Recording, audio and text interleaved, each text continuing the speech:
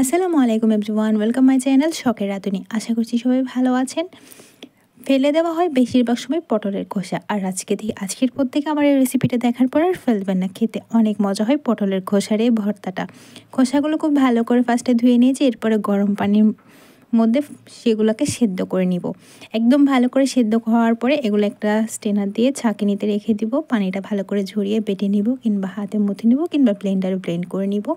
এরপর একটা কড়াইতে দিয়ে দিব তেল, দিয়ে দিলাম শুকনো মরিচ আর কাঁচা মরিচ, ঝাল যেমন পছন্দ করেন তেমন দিবেন। এরপরে পেঁয়াজ কুচি আর রসুন, মাস্ট রসুনটা দিবেন। একদম এরকম ভাজা ভাজা করে নিব। ভাজা ভাজা করে নেওয়ার পরে আর এই পর্যায়ে সুন্দর একটা ফ্লেভারও ছড়ায়, তবে পুড়ে ফেলবেন না, জাস্ট এরকম ব্রাউন কালার করে ভেজে নেবেন। আমি এই ফাঁকে পটলের খোসাটাও বেটে নিয়ে নিয়েছি।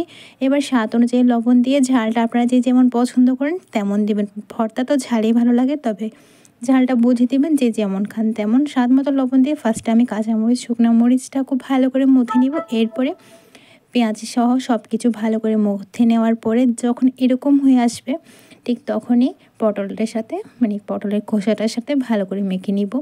আমার চ্যানেলে যদি আপনি নতুন হয়ে থাকেন তাহলে অবশ্যই আমার চ্যানেলটি সাবস্ক্রাইব করে দেবেন এবং পাশে থাকা বেল আইকনে ক্লিক করে দিয়ে রাখবেন, এবং অবশ্যই আমার পেজ থেকে ঘুরে আসার অনুরোধ রইল। অনেক রেসিপি আছে, আশা করছি আপনাদের একটু হলেও হেল্প হবে। সব কিছু ভালো করে মাখানোর পরে আমি এখানে দিয়ে দিব সরিষার তেল। লেবুটা একদম লাস্টেই দিব, তো ফার্স্টে সরিষার তেল আর ধনিয়া পাতাটা ভালো করে মাখিয়ে নেওয়ার পরে এবার অল্প এক চিলটা লেবুর রস দিয়ে দিব। খুব কমই দিব, তবে টকটা যদি ভালো লাগে তাহলে আরেকটু দিতে পারেন। টক আর ঝাল এই মজাদার এই ভর্তাটা অবশ্যই ট্রাই করবেন। আসসালামু আলাইকুম।